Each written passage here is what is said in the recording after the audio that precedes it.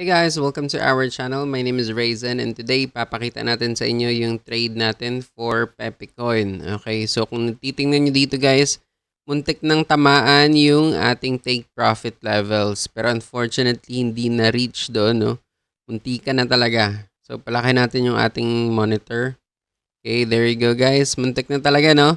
So, ang gagawin na lang natin is ika-cancel na lang natin ito tapos magte-take profit na lang tayo ng manually dito kay Pepe. Alright, so, sir, bakit ka magte-take profit dito kay Pepe? Tumataas naman. Okay, una, nasa may resistance levels na tayo. Okay, wait for a moment.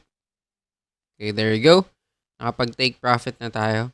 Alright, so, balikan natin, no, yung sinasabi ko kanina. Una, nasa may resistance levels na tayo. Pangalawa, walang magandang foundation si Pepe. More on hype lang talaga to si Pepe, guys, no? More on memes and katuwaan lang talaga ito si Pepe. Kung tatanungin mo ko, sir, bakit ka bumili ng Pepe? Sasabihin ko, wala lang kasi uso, 'di ba? Kung ganun yung sagot ko, ibig sabihin, yung type ng coin na ito ay hindi siya for long term, kumbaga. Okay lang nasakyan mo siya for a period of time, tapos kapag tumaas, benta ka na, no? Or yung tinatawag nating position trading or swing trading lang, no? Sakyan mo lang siya nung nasa baba pa siya, tapos kapag tumaas, benta ka na, no? Kasi nga, walang foundation, okay? Walang gamit sa market. Ano ba yung gamit nito sa market? Wala, no? So, tama lang nasakyan mo siya for a short period of time. Tumaas yung asset mo, then benta, no?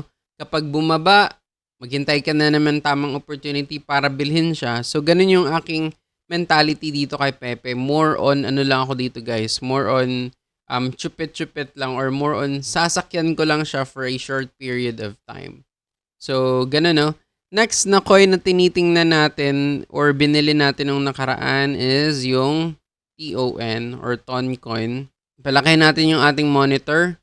So, dito naman kay Toncoin, medyo for investing mode ako dito, no? Bakit ako nag-i-invest dito kay Toncoin? Kasi itong Toncoin, guys, is connected sa Telegram, no? And alam naman natin na yung Telegram ngayon ay sumisikat na rin, no? Dito sa Pilipinas. Kasi dati, more on ano lang to sa labas lang to. Pero slowly by slowly, na-adapt na rin natin yung Telegram dito sa Pilipinas, no? So, yung Toncoin kasi guys ay ginagamit itong coin para pwede kang mag-advertise ng iyong business sa Telegram, okay? So, ibig sabihin, may gamit itong Toncoin, no? Unlike Pepe, wala talaga. At least itong Toncoin, meron, okay? Integrated siya sa Telegram, okay?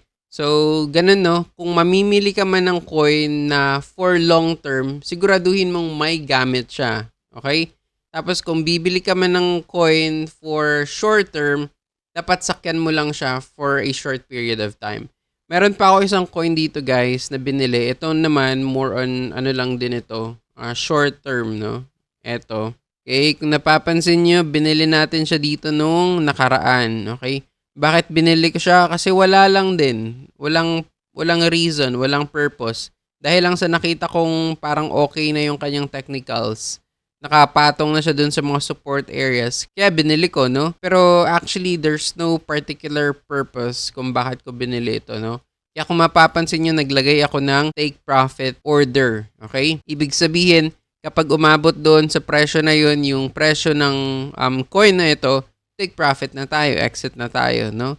So kung mapapansin nyo, para dun sa mga coins na hindi long term yung target ko, naglalagay ako ng take profit sa kanila, no? Yung Toncoin kanina, walang take profit yan. Pero ito meron, okay?